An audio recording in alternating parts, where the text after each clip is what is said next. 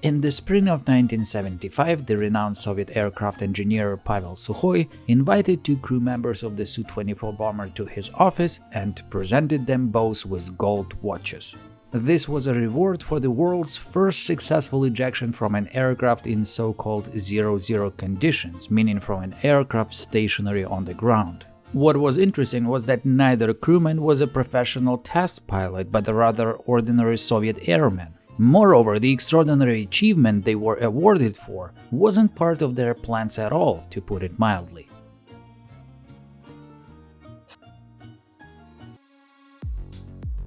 If you're into aviation and follow the war in Ukraine, you have probably heard about the Sukhoi Su-24 bomber, which is used to various extents by both the Ukrainian and Russian air forces.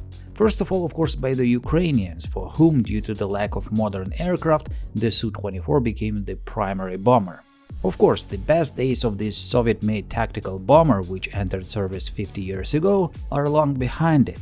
But as it turns out, for Ukrainians in their war against, to use a Russian news language, against the nation of the negatively gifted, Ukrainian Su-24s, armed with modern Western weapons, have proved to be still capable of inflicting serious damage on the enemy, and even accomplished some historical achievements, so to say, such as destroying the Russian Rostov-on-Don submarine, which became the first submarine in history destroyed by a cruise missile.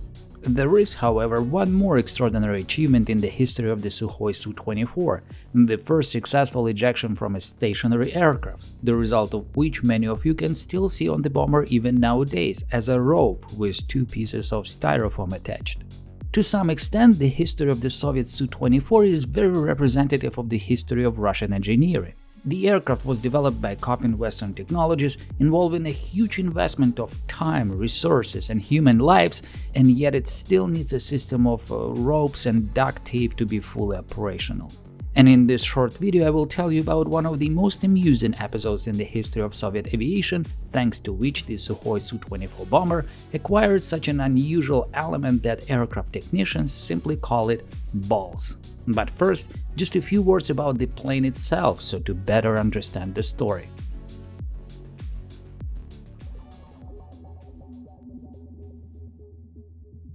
In 1975, the Soviet Air Force accepted into service a new tactical bomber, the Sukhoi Su-24, whose development lasted for almost 15 years. Su-24 history began in 1961, when the Soviet Air Force's urgent request for a supersonic bomber was satisfied with equal urgency by giving them the new Su-7B supersonic bomber. The problem was that the development of the Su-7B bomber was accomplished in essence simply by taking the Su-7 fighter and adding bomb hangars under its wings and belly. And if those improvements didn't seem sufficient, the aircraft designation also received the letter B, leaving no doubt that it was now a bomber. The bombing capabilities of such an aircraft were obviously far from perfect, and thus the Air Force accepted the bomber in service under the condition of its immediate upgrade. Initially, things were smoothed a bit by the non-necessity for precision strikes, as the Su-7B's primary role, in case of war, would be to quickly deliver nuclear bombs to the heads of the enemies, which required high speed rather than precise targeting. However, the situation was quickly changing, and the military wanted a new, more technologically advanced bomber, the development of which immediately began in 1961 by the Sukhoi Design Bureau. The problem was that neither the military nor the engineers had a clear understanding of what exactly the new aircraft should be like, which is why multiple changes were constantly made to the project, sometimes quite drastic, which had a very negative impact on both the speed and the quality of work. Another negative point was the Russians', let's call it, strong passion for Western technologies and engineering solutions. According to the recollections of Oleg Samylovich, one of the lead engineers in the Sukhoi Design Bureau, who was in particular responsible for the aerodynamic layout of the new aircraft, the first prototype of the Su-24 bomber adopted a lot from the British TSR-2. However, as it turned out, such adoptions didn't work out well, and it was decided to completely redo the layout of the aircraft. It is worth mentioning that in the very first version, the Su-24 had 4 additional internal engines for short takeoff and landing performance. This indeed reduced the landing and takeoff distance, but also significantly reduced the aircraft's payload, since those extra engines were used only on takeoff and landing while being simply dead weight during the rest of the flight. To improve the aircraft's takeoff characteristics, which was one of the main requirements for the new bomber, Pavel Sukhoi decided to utilize the concept of the variable sweep wing. The Sukhoi Bureau already had a little experience in this area, being the first in the USSR to build an aircraft featuring a variable geometry wing, the S-22E, which in essence was the same Su-7B with a variable geometry wing, or half of the wing to be precise. Of course, having your own experience when building a new plane was great, but there was nothing better than the Russian secret engineering method, watching the Westerners.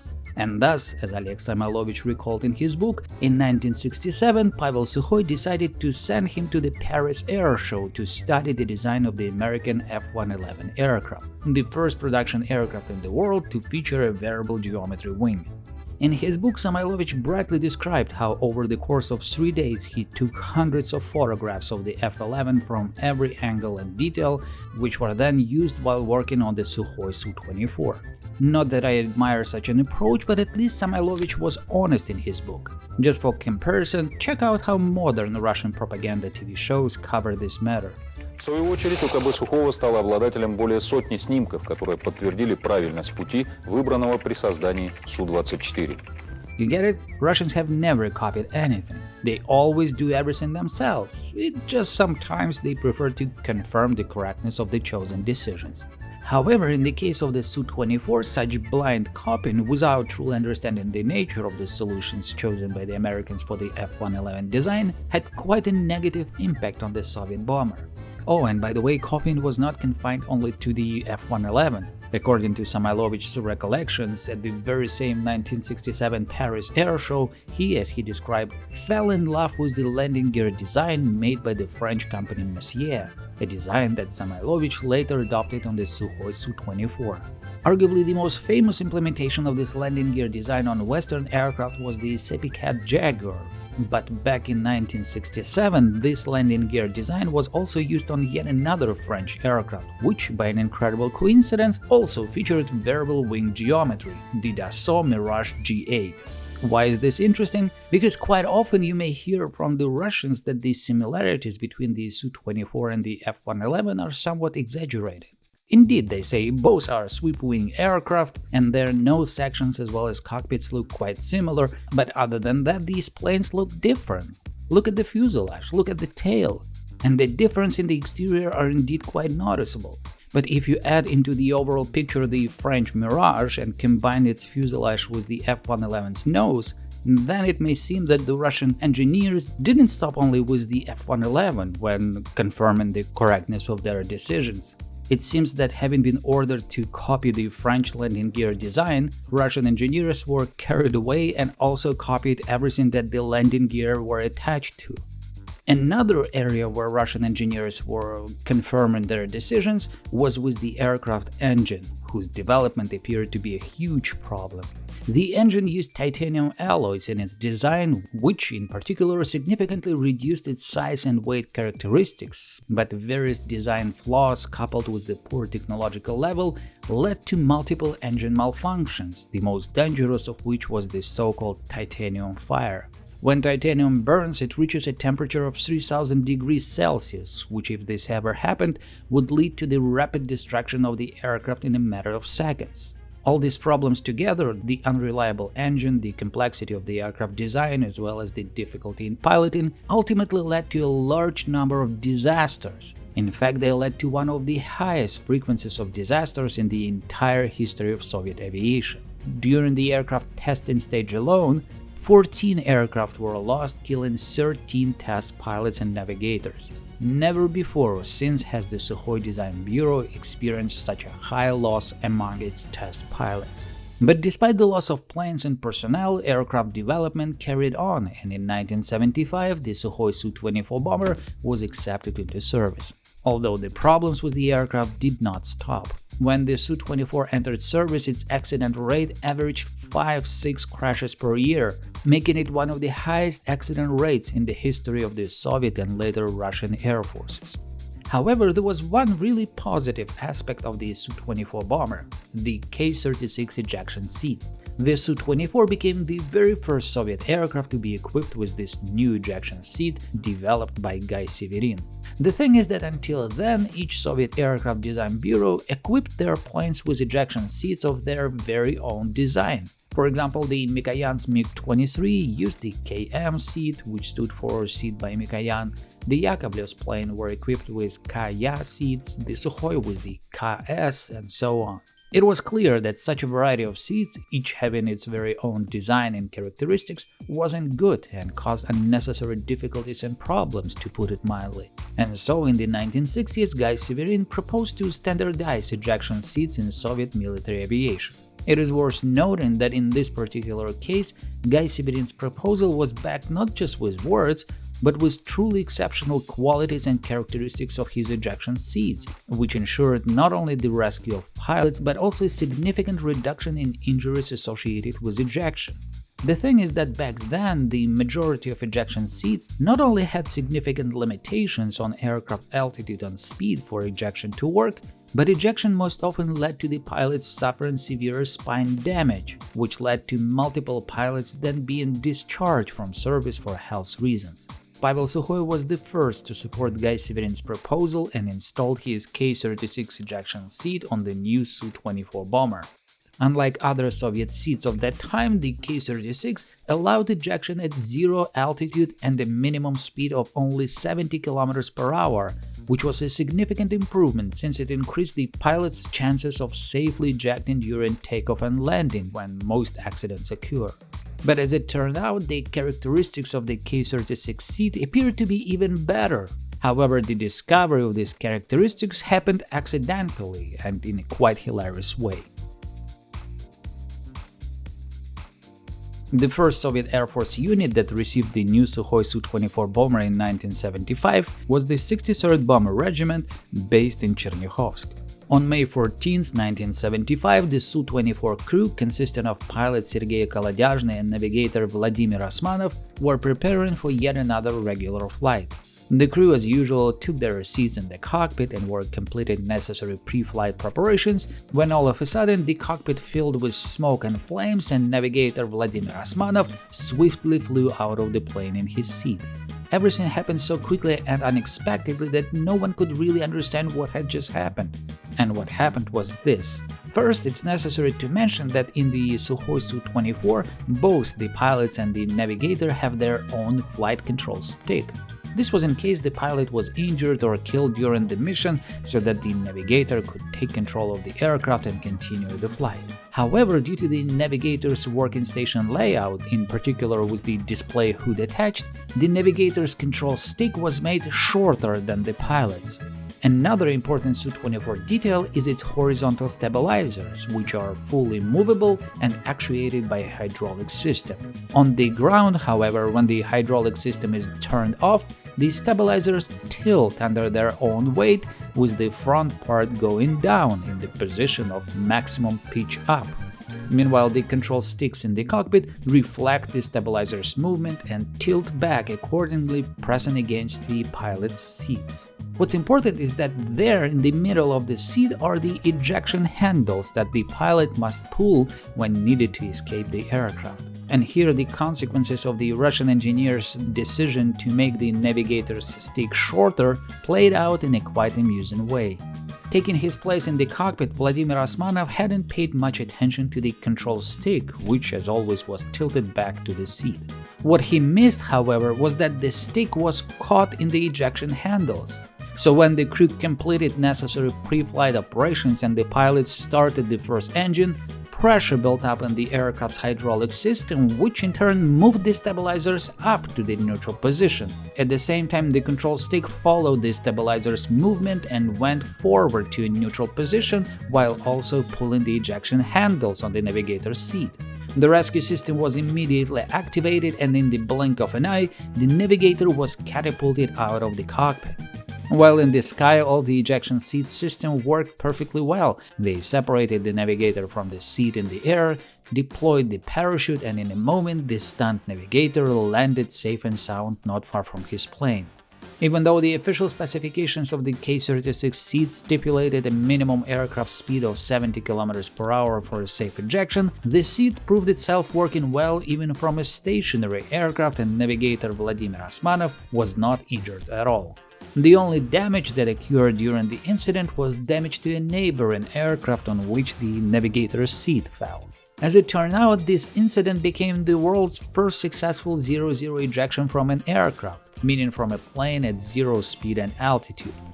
Of course, there were previous British and American experiments with 0-0 ejections, but those were specifically arranged experiments with the seats alone and with professional testers involved. Meanwhile, the Soviet Air Force completed the test with a regular aircraft and ordinary servicemen.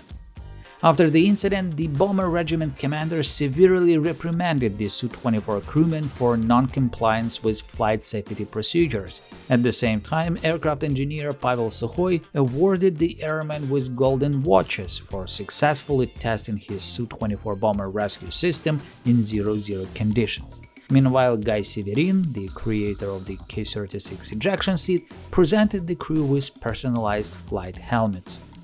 This 1975 incident marked the beginning of further development of the K-36 ejection seat, and soon the Su-24 bomber received the upgraded K-36DM seat, now officially capable of 0-0 ejection.